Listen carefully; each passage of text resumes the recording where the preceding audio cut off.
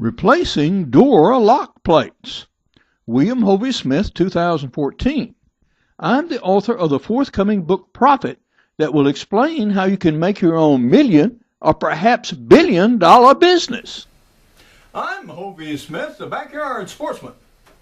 Well, it's raining today in central Georgia, and I have got my duck hunting stuff on because I'm going out there and try for some ducks a little bit later when the rain quits. In the meantime, I would like to tell you how to fix a door latch plate and also about my new book Profit. And here's the signature photo I'll be using. And what this has to do about it. Well, one of the premises in my new book is there is nothing in human experience that cannot be turned to profit by an invented mind. And that is absolutely true. And I teach by example. Okay, here's one right here. There are, of course, doors in every house. Yeah. These are mechanical things. Yeah. All mechanical things will someday fail. Yeah. So, what about a company called Universal Latch and Lock that specializes in nothing but household locks and latches? What you want to do is you want to set up an affiliate association with the major lock makers, also with someone who deals exclusively with antique locks and fittings. This way you form your company, you run it with only 3 or 4 people, you carry no physical inventory, you ship directly from the factories that make the products, and you can build up an enormous catalog of materials that you never have to warehouse. Whoa! And you can do this anywhere. Yeah! You can do this in Podunkville, Nebraska if you want to. Anywhere at all. You can run your own company. If you have the drive to do it, yes, you can make this into a $1 million plus business. You sure can. All dealing with just latches and locks. Nor is this the only thing of this sort that you might do. You might do the same thing with plumbing fixtures, for example, although that field is somewhat crowded. The latches and locks, not so much. And if you want to use the name Universal Latch and Lock, okay, you go get your trademark today. Yep, you file your paperwork with the Secretary of State, and you go do it. There's no profit in waiting. If this idea appeals to you, jump on it with both feet. All right. Now, I'll bring up the camera so you can see some of the work I'm doing and also talk about some of the spin-off products that you might do with a lock and latch company. Now here is the typical problem. What we're working with here is several pieces of wood.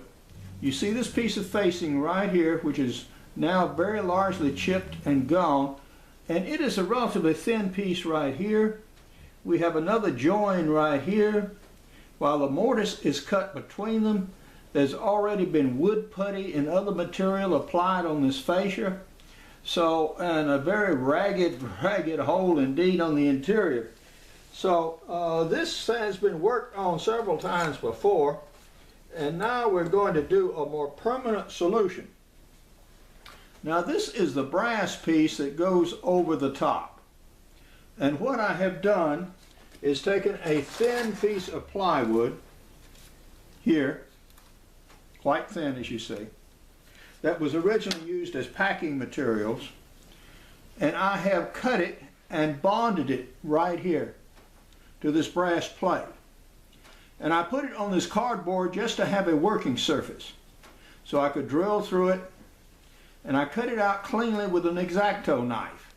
Yeah, the stuff is that clean, and then smoothed it up with a file. So now you have a clean bonded surface, and this plate will now project further out into the door than it used to. and that will give a firmer grasp for the latch when it closes. Now we have this extremely irregular surface here. Now I've already put a little epoxy in there, and I'm going to put a little more, and then we're going to try to see if we can get the plate on flat and smooth, and that may require some further work, but we're going to see what we can do here. Be nice if this was solid brass, but it's not. Okay, we put it like here. Now that is a pretty irregular fit. I'm going to see if I can smooth it down a little bit so it lies more nearly flat in the work. A large amount of wood is just gone right here.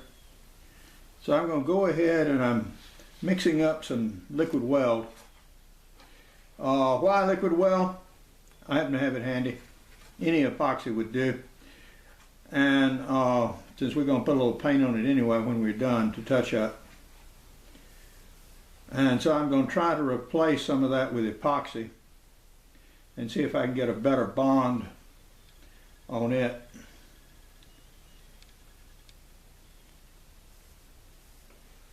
It's difficult to lay it up vertically like I'm doing, but this is the best way I know. Using a toothpick. There we go. Now you can see what's going on.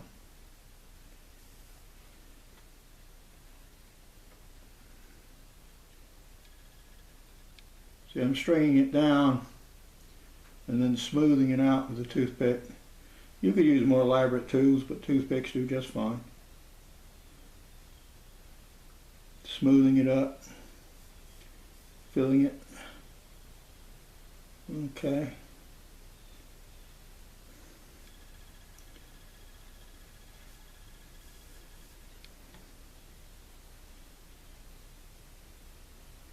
We'll add a little more in. The stuff has good tack and it will stay where you put it.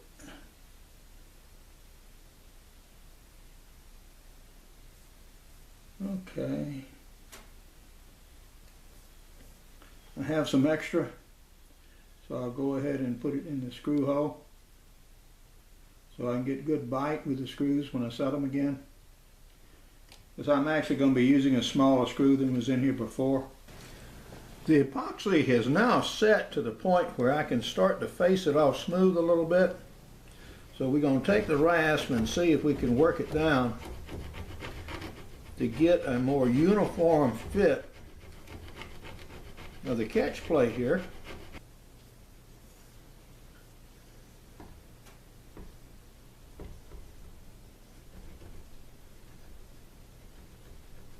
Now fixing our fine little bit of epoxy here, and this will go on the plate itself on the inside to fill in some of these irregular areas here, as well as give a fine bond against the rest of the material. Now the set. Okay.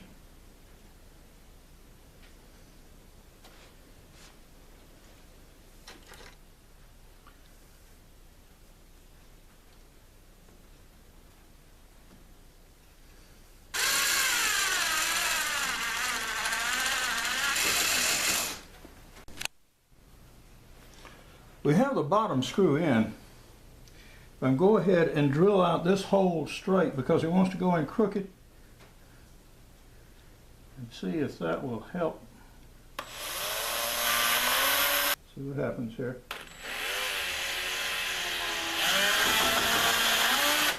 Yeah. Okay, so it's in straight now. How could this have been done differently?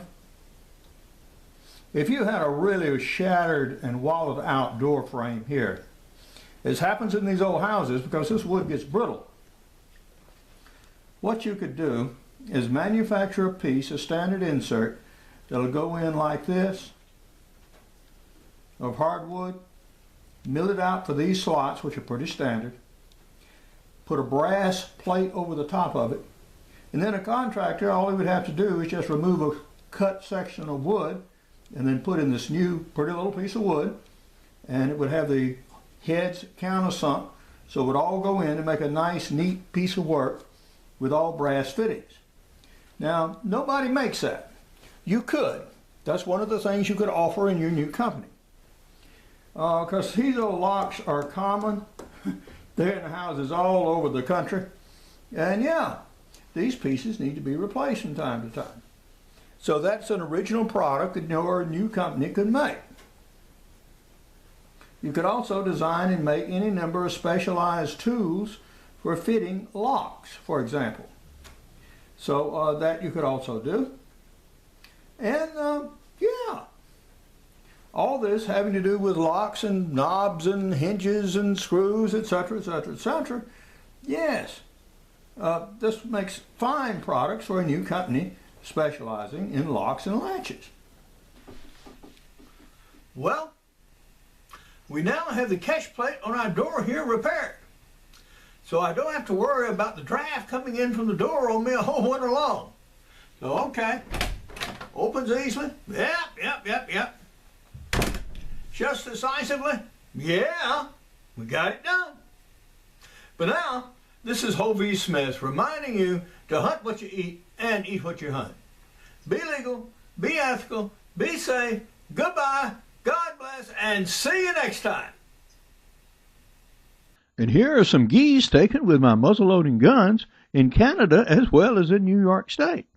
Now, my new book, Profit, is to help you start your own million-dollar-plus business. Now, among my outdoor books are extreme muzzleloading, backyard deer hunting, crossbow hunting, and practical bow fishing, and all of these are available as softcover and e-books. I have an 8-book e-book series out for 2013-14, including hunting with muzzleloading shotguns and smoothbore muskets. Yeah, this is what I waterfowl with. Now, Profit is going to be published in 2015. Now, in the meantime, I'm putting out videos as I write the book, and Profit video number 1 is up right now. And it will explain how you can get an early look at the business ideas I expose in the book and or be a contributor to this series of books.